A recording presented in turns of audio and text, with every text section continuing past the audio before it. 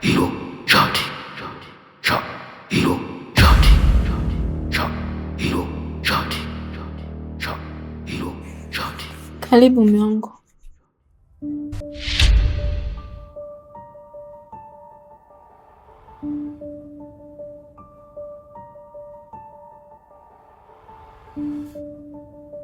Hii nini mume wangu? Pokea.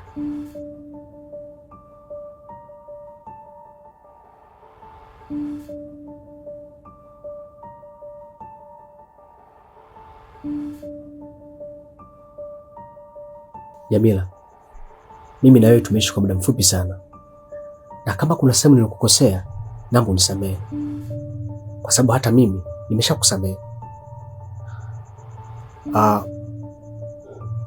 Hata wahenga wanasema hakuna marefu yasiokuwa na ncha, na hakuna lenye mwanzo likakosa mwisho. Huu ni mwisho sasa. Mume wangu, kwani kuna nini kimetokea? Wewe unazungumza maneno makubwa hivi, unanitisha.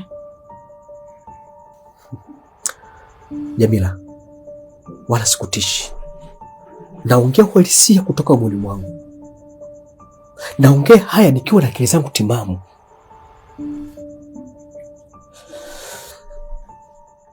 Hii hapo ni talaka. Talaka? Talaka. Na kuanzia sasa wewe sio mke wangu tena.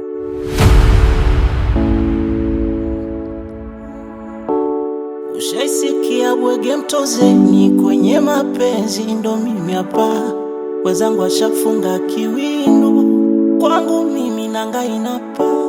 Amani zunguke viringeni. Mungu tafadhali, nimekufanyia nini lakini? Mungu, mbona hata mapema hivi afu unanipa talaka? Kuna nini? Naomba nisikize mume wangu. Kama kuna chochote mimi nimekukosea, naomba tukae chini tuzungumze. Aisha mume wangu. Jamila, ushachelewa. Na haitowezekana tena mimi na wewe kuwa mke na mume. Mungu, hapana jamani. Niache mapema hivyo lakini. Mungu, tazama bado sijamaliza lakini. Nimefanya nini? Mungu. Dogo. Mwe mnaangalia. Samani bwana, samani.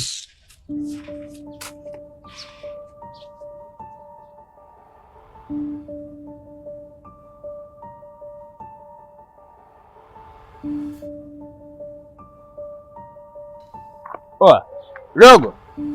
Mimi waona kama naanza kuchoka sasa. Maana ndugu zako wenyewe kina Nyau si waoni, muda wote nimezunguka mitaa kadhaa hapa.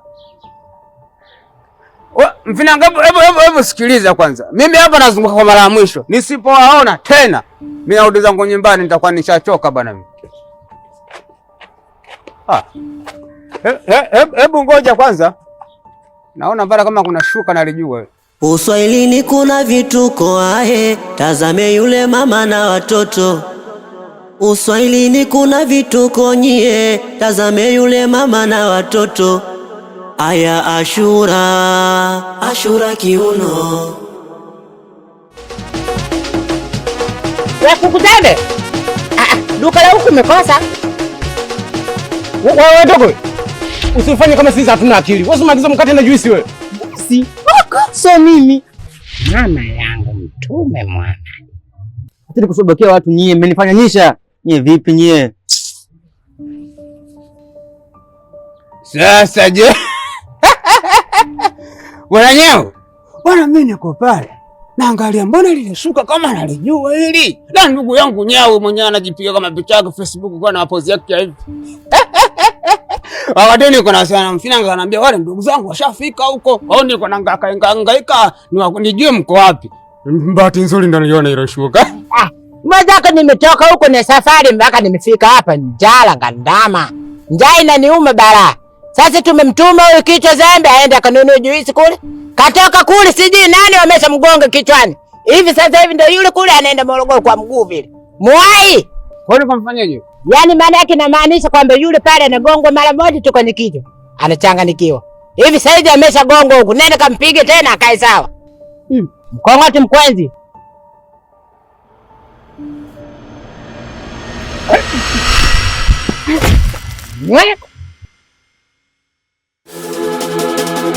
Sema unachotaka mimi nitakupa blaza. Sema unachotaka mimi nitafanya. Sema namtaka mke wangu, nimemkumbuka ex wangu sui nani nakupa. Sema hata kama unamtaka mwanao, sema nakuachia.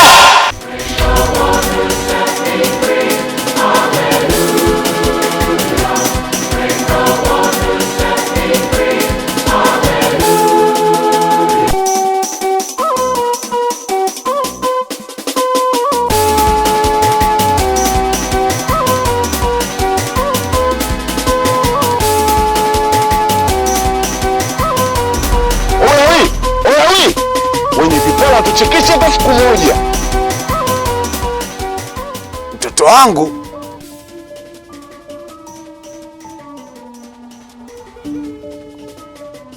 kuna mtoto wangu hapa.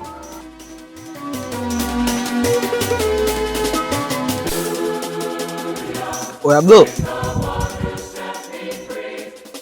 Vipi? Mbona tangu nimefika hapa na kukutana na mawazo, mara umelala, mara umenyanyuka. Shida nini? Unamwaza jamaa kule tu umpiga mawe nini? Nisikilize dogo. Unajua nini? Katika haya maisha kuna siku tu binadamu furaha inapotea ghafla. Kuna siku utakuwa na furaha. Yaani sio siku zote ambazo unaweza kuwa sawa. Alafu sisi binadamu kawaida tu, kuna siku unaweza ukaamka asubuhi, yaani ukajikuta kuna mjinga mmoja, mpuzi mmoja unakutana naye, anaweza kakutolea furaha ya siku mzima. Hivyo ni vipimo tu katika maisha. Kwa hiyo sio kama na mawazo sana, ila tu kuna mitihani miwili leo nimekutana nayo. Namshukuru Mwenyezi Mungu kwa kunipitisha katika hii mitihani. Kikubwa natafuta majawabu. Nini nifanye ili niepukane nayo hiyo mitihani. Blaza, hapo umeongea kitu cha maana kweli yani. Hata mwenyewe kuna jambo hapa linanichanganya. Bi mkubwa jana aliniita pembeni. Akaniambia sijui kakutana na faza yangu. Hasa faza yangu mwenyewe ninavyosikia habari zake, mtu wa ovyo ovyo, yani mtu wa kazi, mwizi yani. Yaani mpaka nikashangaa kweli maji yanafuata mkondo. Ila kinachonishangaza zaidi, ananiambia eti yeye na faza yangu walikuwa wakutani guest wala geto. Wao wanamalizana mijumbani mara vichakani. Afu kinachoniumiza zaidi, mjumbani kwenyewe kulikuwa na kinyesi. Eti ndo ananiambia waliponipatia mimi. Ila mimi sijali wala nini.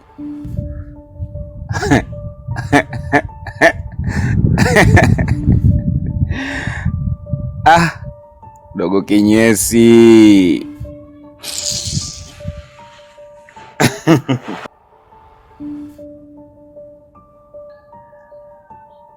Sasa sijui amecheka nini. Na ningejua kama alivyocheka mimi nimekasirika singecheka. Safi. Wewe tumemkata na juisi. Kumbukumbu zimerudi. Njoo hapa sasa. Unataka kwenda wapi huko? Tumemkata na juisi wa mjomba. Wewe kumbukumbu zimerudi. Hebu njoo kwanza huko.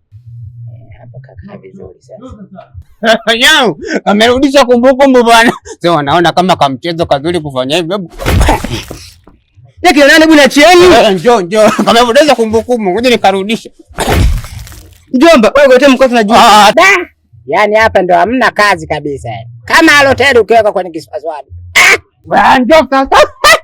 Kama urudisha kumbukumbu bwana. Haya, huyo hapo nani? Mjomba. Mjomba nani? Mjomba Nyau. Tayari. Tayari. Sasa sikiliza ndugu yangu. Kama mlengo wenu ulikuwa kutafutia chakula ili upate afadhali kufika nyumbani, bwana hapa nikutoe shaka. Nyumbani ni pale katika lile tanki. Kwa hiyo sasa chagua mwenyewe, nikuletee chakula hapa au tufefezane kwenda pale ili ukapate chakula. Kama nikienda nikidondokea pale njiani utanibeba. Utadondoka hadi sishuka tu na ubeba najifunikia na kukokota hadi ndani. Twendeni.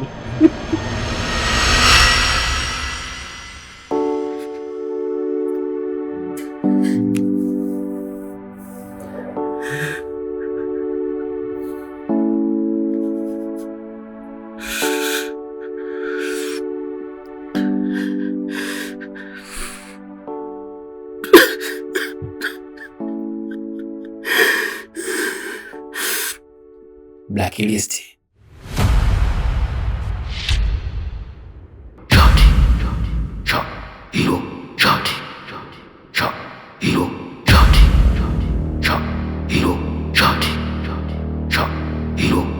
Toka alikuita mwanaume shababi, shupavu, mwenye nguvu,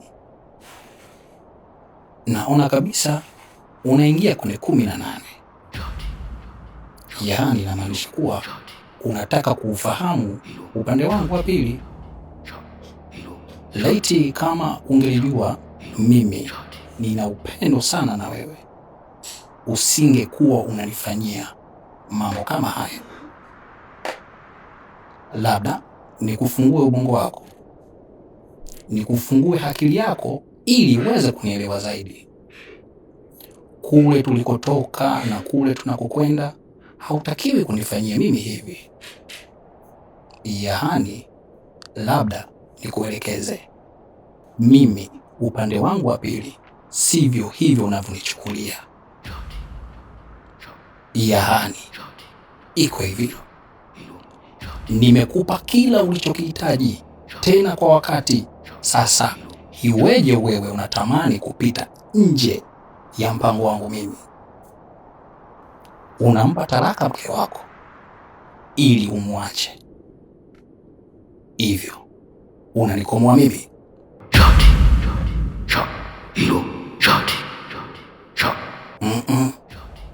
Hauwezi kutoka nje. Yaani inamaanisha kuwa kutoka nje ya makubaliano. Yaani tangu nikutane na wanawake wote kwenye ulimwengu wa ardhi ya dunia yenu, sijawahi kukutana na mwanamke mtamu kama yule. Yaani huyu mke wako ni sukari. Huwezi kutaka kumpa talaka, yaani umwache. Umenikwaza. Na hivi labda unataka unione na unijue zaidi.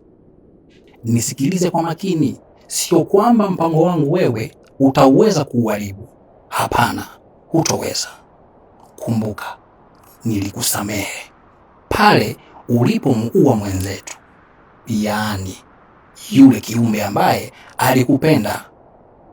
Mimi nikikasirika nitakufanya kitu kibaya, yaani nitakuua.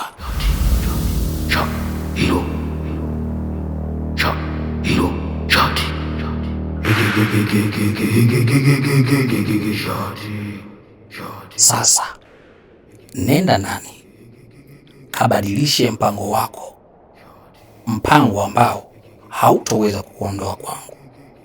Kachukue ulichokiandika kwa mikono yako miwili, chana chana hapo kidogo, utakuwa umerudi kwenye himaya yangu. Bila hivyo nitakuua. Shati.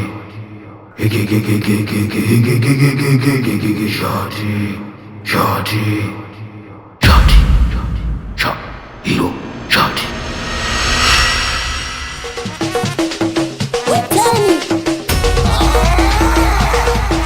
Katika hii jamii kuna nyingi familia, ila familia hii tabia yake tunaijua. Huyo Ashura, Ashura kiuno, ni wake na tabia viendani. Vipi baba? Umeshaonana na mama yake? Ndio, nimekutana naye na nimeshamuelezea. Lakini kitu alichoniambia kwamba mama yake akirudi atamuelezea. Na mimi nimemwambia kabisa, nimemfungukia serious kwamba mimi naweza nikamfanya kitu ambacho pengine baadaye nikaja kuonekana wa ajabu. Lakini nimetumia ungwana tu kwenda kueleza hili swala. Hilo hujakosea hilo. Sema nini sasa? Nakupa idea moja au sio? Au mbili.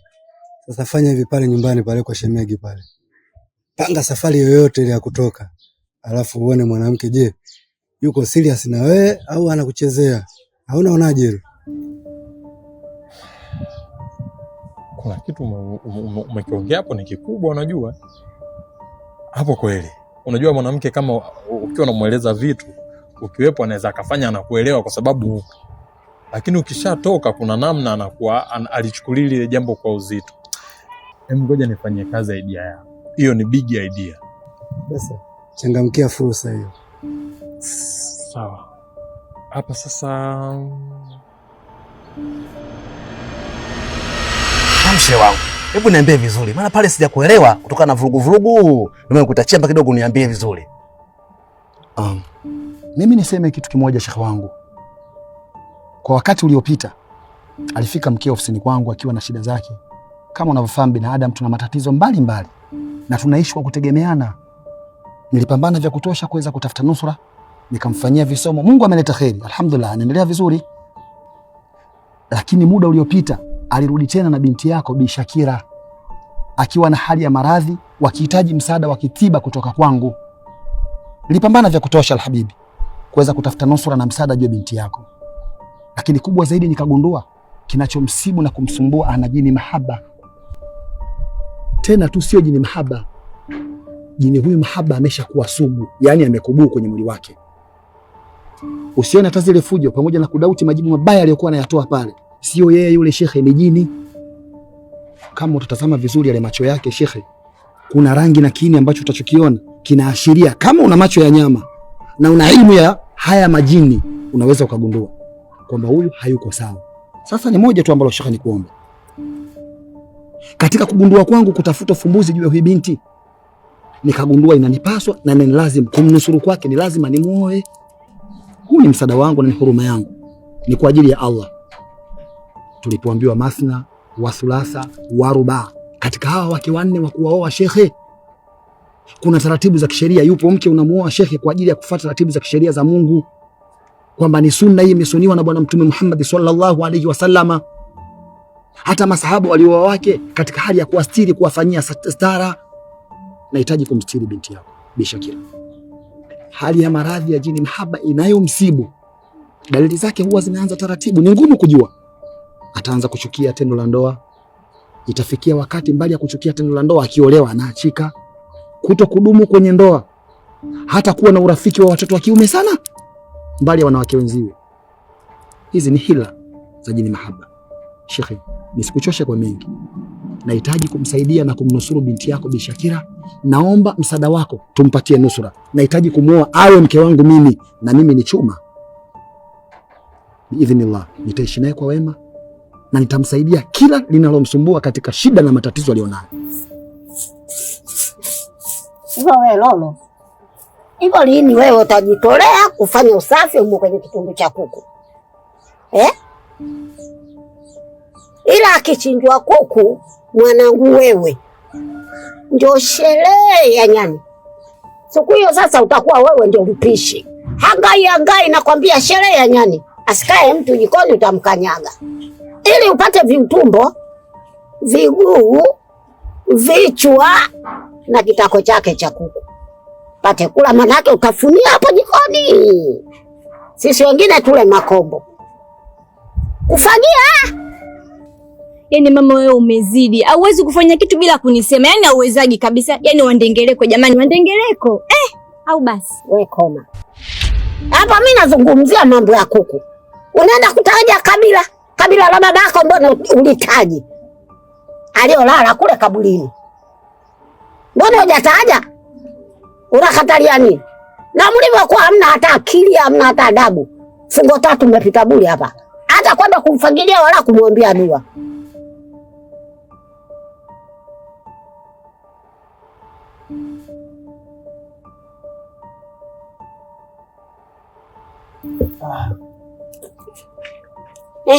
Afadhali ulivyorudi babangu.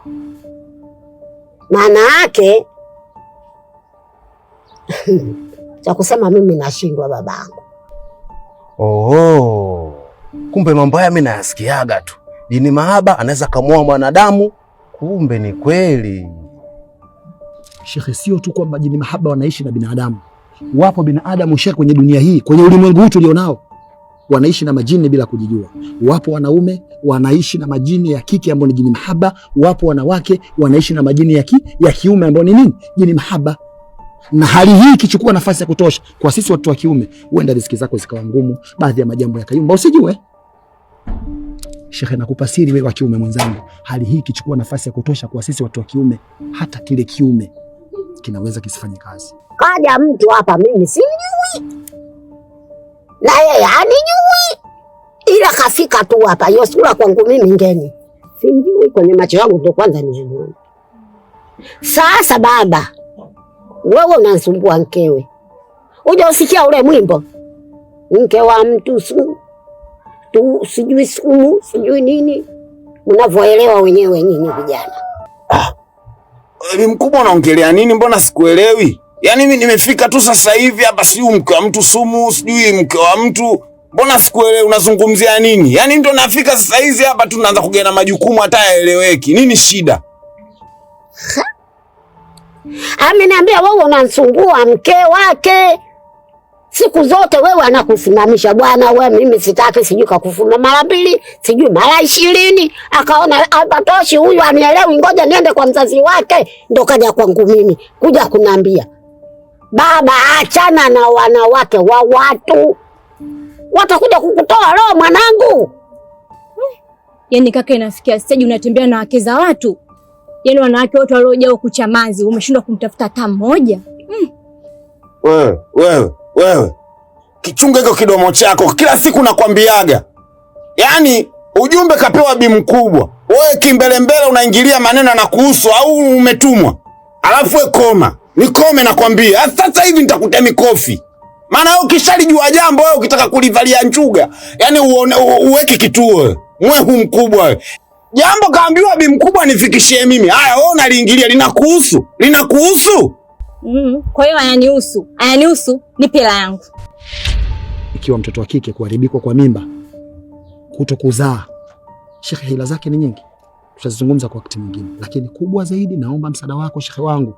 Naomba nusura yako, tushirikiane katika kupata nusura juu ya huyu binti.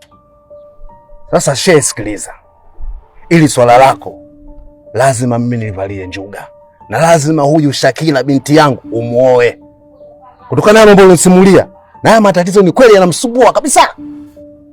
Tumemaliza ile tatizo. Umempata na utamtibia.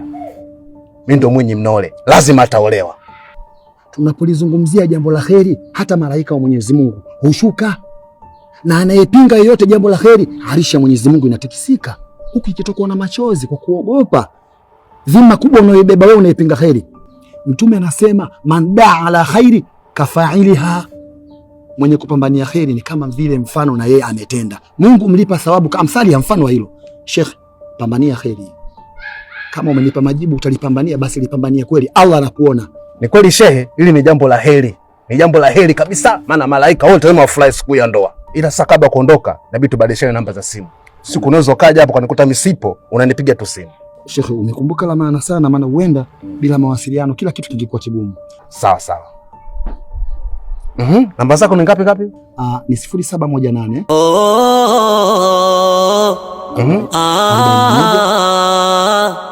Ashura kiuno, Ashura huyo Ashura binti yangu olewa na Shehe Mtupe. Ashura huyo naomba sana. Uswahilini kuna vituko ahe, tazame yule mama na watoto. Uswahilini kuna vituko nyie, tazame yule mama na watoto. Aya Ashura wanamwita Ashura huyo, Ashura kiuno, Ashura.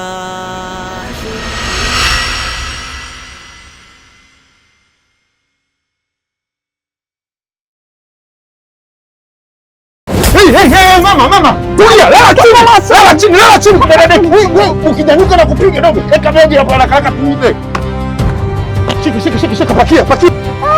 Yala Mungu wangu, tunang'amia na majambazi jamani. Hapa dukani niko na jambazi. Shika. Basi.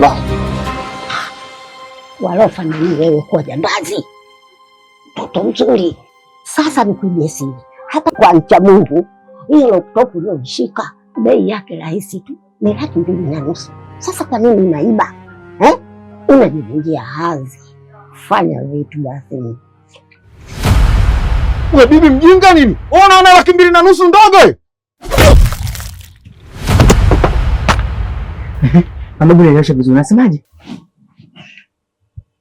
Sasa nisikilize, hapa ndio kwa mcha Mungu kompyuta. Tunapatikana Kariakoo, mtaa wa Likoma na Grace, karibu na kanisa la KKT. Sio laptop tu, mpaka desktop inapatikana. SSD, HDD, external unapata kwa bei nafuu. Changamkia tena popote unapopeleka, kwenye deblari, kwenye mashirika yote, hiyo nakwambia nafuu, bei nafuu tu, unachangamka. Sikiliza nikwambie, Ansboy, mtoto mzuri wewe, ufanani kuwa jambazi wewe, ununue mtoto bado damu inachemka, alikushindi wewe 2,500. Kwa hiyo twende nikakuonyeshe laptop iliyokuwa mzuri bora kwako. Kamwibie babako, naweza kutuibia sisi. Polisi, mcha Mungu, tumevamiwa na